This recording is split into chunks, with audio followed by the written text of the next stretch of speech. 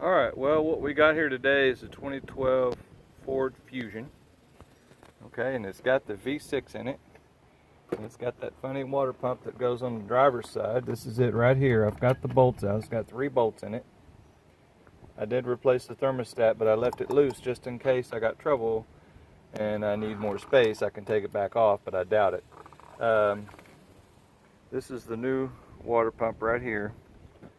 It has like a metal compression style gasket, and it goes on only one way. Okay, it's got a little water weep passage right here to let it drain out, I guess, if it starts leaking or something. Yeah, if it starts leaking internally, it'll leak out here and go out through that little tiny hole. So anyway, this one's got a little tiny leak, and let's see here. And for those of you out there wanting to crunch the numbers, this car has approximately 80,000 miles on it.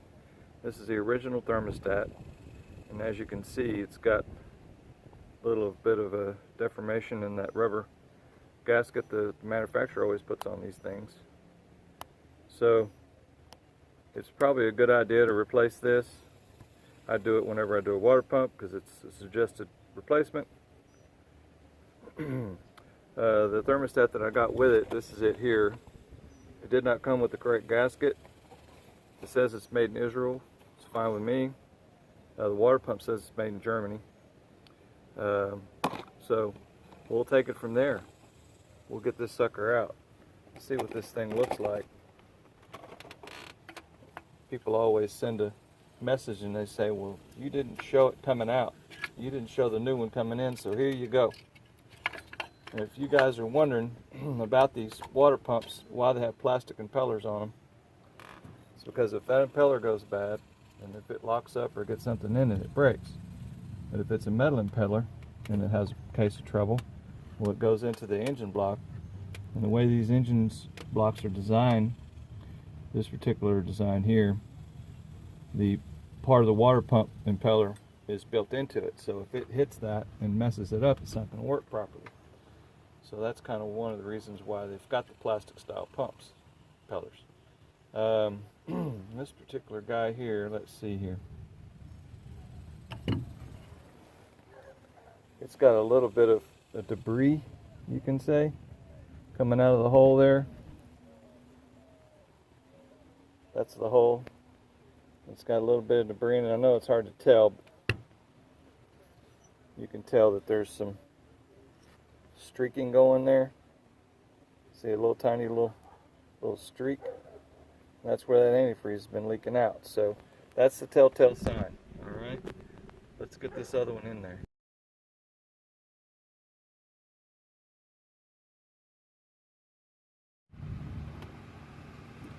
Alright, so I kind of held it like this. Hold that belt on there. You know, you want this bolt hole to be up on top like this. It's kind of a trick to get it in this spot. It takes 2 hands, but this is kind of the best way that I could show. Now, see, the gasket is about to fall down. I don't know if you can see the gasket, but I'll get that with my left hand here in just a moment. And I just wanted to get a picture of this new pump being installed. Alright, so the way I did this is I lined up this first bolt here, okay, and got it started in there pretty good. With the belt on, you start getting a little tension as the bolt gets tightened down. So don't tighten it all the way, just get it to flatten out a little bit. Once it flattens out enough and gets close, then you can get this bolt in, okay? Don't even try that back one until you tighten this one down a little bit and get that back corner to lay down, okay? Get this one in and get it to pull up some. Once it pulls up and that back corner lays down, then you can start the other bolt.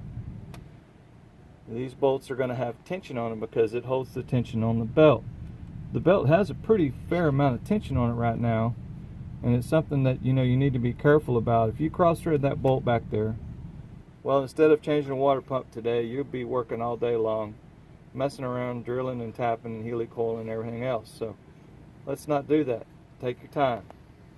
Alright, so I got it all on there. These bolts, and I looked it up online, tried to look on the Fusion forum and everything, and they're talking about pulling this pulley off and all that mess. Nah, these bolts go to 89 inch-pounds, and that's it. You're done. Forget about pulling that pulley off.